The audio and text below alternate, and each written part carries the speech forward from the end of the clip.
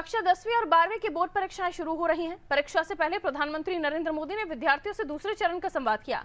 इससे पहले 6 तारीख को भी प्रधानमंत्री ने बच्चों से चर्चा की थी। स्कूल शिक्षा विभाग की आयुक्त शिल्पा गुप्ता ने कहा कि प्रधानमंत्री ने शिक्षा को लेकर चर्चा कर विद्यार्थियों का मनोबल बढ़ाया है और ये संदेश दिया है कि परीक्षा को लेकर मानसिक तनाव लेने की जरूरत नहीं है।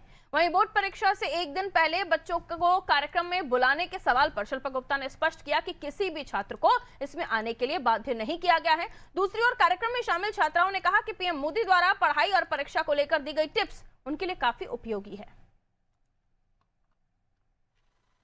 उन्होंने बताया कि अपन को एग्ज़ाम की टेंशन नहीं लेनी चाहिए और पढ़ने से भूल भी जाते हैं, बट लिख लिख के अपन को प्रैक्टिस भी करनी चाहिए।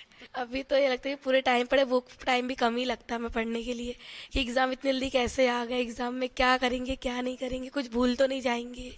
मैंने ये सीखा कि आज एपिसोड में ये बताया कि एग्ज़ाम को त्यौहार की तरह मनाना चाहिए।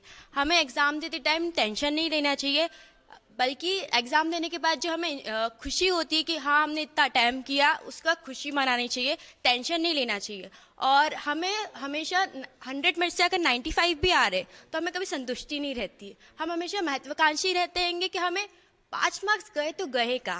अभी तो बहुत टेंशन लग रहा है, ऐसा लग रहा है कि पता नहीं क्या होगा क्या नहीं। अगर पेपर टफ आया तो क्या होगा, अगर पेपर टफ नहीं आया, ईजी आया तो कितना अच्छा होगा।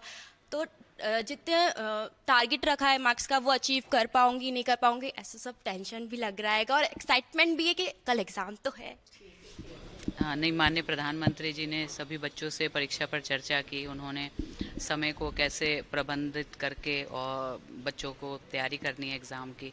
सिर्फ पढ़ने से नहीं तैयारी होगी, लिखने की भी प्रैक्टिस करनी है, टेंशन नहीं लेनी है। अभिभावकों को भी उन्होंने टिप्स दिया कि किस तरह से बच्चों के लिए नेगेटिव कंपैरिजन नहीं करना है और बच्चों को भी सलाह दी कि कंपैरिजन से हतोत्साहित ना होकर उसे एक पॉजिटिव वे में लेकर नई चीज़ें सीखनी है। तो मुझे लगा कि बच्चों को इससे बहुत फ़ायदा होगा। बच्चों ने इवन हम लोगों को भी ज़िंदगी में बहुत सारी चीज़ें माननीय प्रधानमंत्री जी के वक्तव्य से सीखने को मिली।